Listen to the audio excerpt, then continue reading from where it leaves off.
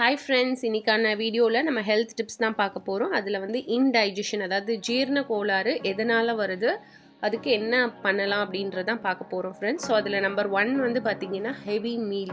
So அதாவது ஒரே டைமில் நம்ம அளவுக்கு அதிகமான ஃபுட் எடுத்துக்கிறது. ஸோ ஸ்டொமக் ஃபில்லாகியும் அதையும் தாண்டி அதிகமாக சாப்பிட்டோம் அப்படின்னா, ஸோ அங்கே வந்து ஃப்ரீக்வெண்ட் அந்த ஆசிட்ஸ் ப்ரொடக்ஷன் வந்து ஆல்ரெடி இருக்கும், அதோட ஜாஸ்தி ப்ரொடியூஸ் ஆகிட்டே இருக்கும். அந்த மாதிரி ஆகும்போது கண்டிப்பாக அது இன்டைஜஷனில் முடிஞ்சிடும்.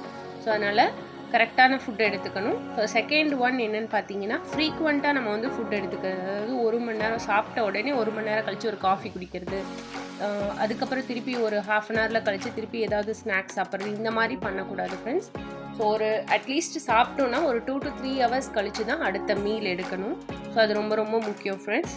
அடுத்தது 3வது என்னென்னு பார்த்தீங்கன்னா, ஸ்பைசஸ் அண்ட் ஆயிலி ஃபுட்ஸ். அதாவது ஆயில் அதிகமாக ஆட் பண்ண ஃபுட்டும், ரொம்ப காரமாக ஸ்பைசஸாக இருக்கிற ஃபுட்ஸும் வந்துட்டு ஃப்ரீக்வெண்ட்டாக எடுக்கிறது. ஸோ அந்த மாதிரி எடுத்தாலும் இந்த ஆசிட் ப்ரொடக்ஷன்ஸ் அதிகமாகிட்டே இருக்கும் ஃப்ரெண்ட்ஸ். ஸோ அதனாலையும் நம்மளுக்கு வந்து ஜீரண கோளாறு வரும். அடுத்தது பார்த்தீங்கன்னா, சாப்பிட்ட உடனே தூங்க போகிறது.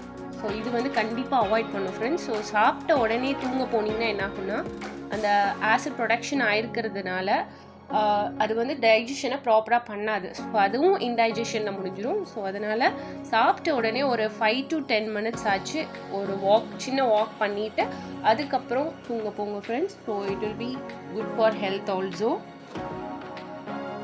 ஸோ அதே மாதிரி அடுத்தது என்னன்னு பார்த்தீங்கன்னா, இன்டைஜஷன்னால் வந்துட்டு இந்த கோக் குடிக்கிறது, சோடா குடிக்கிறது, இது மாதிரி குடித்தாலும் ஃப்ரீக்வெண்ட்டாக இதை எடுத்துக்கும் போது என்ன ஆகும்னா அதுவுமே இன்டைஜஷனில் முடியும். ஸோ ஆல்ரெடி அங்கே ஆசிட் இருக்குது, அதோடு சேர்த்து இதை கொடுத்தீங்கன்னா என்ன ஆகும்னா திருப்பி அந்த ஆசிட் லெவல்ஸை வந்து எஃபெக்ட் பண்ணும்போது அது இன்டைஜஷனில் முடிஞ்சிடும். ஸோ கண்டிப்பாக அந்த மாதிரி இதை அவாய்ட் பண்ணிவிட்டு மோர் குடிக்கலாம் ஃப்ரெண்ட்ஸ். அது வந்து ரொம்ப ரொம்ப நல்லது. நம்ம ஆசிட் ப்ரொடக்ஷனுக்கு இதுவுமே வந்துட்டு ஒரு நல்ல ஹெல்ப்ஃபுல்லாக இருக்கும். அதே மாதிரி second thing, black tea with ginger. So இந்த மாதிரி குடிச்சிங்க அப்படின்னா இதுவுமே உங்கள் ஜீரணத்தை வந்து ஈஸியாக ஆக்கிறதுக்கு ரொம்ப ஹெல்ப்ஃபுல்லாக இருக்கும்.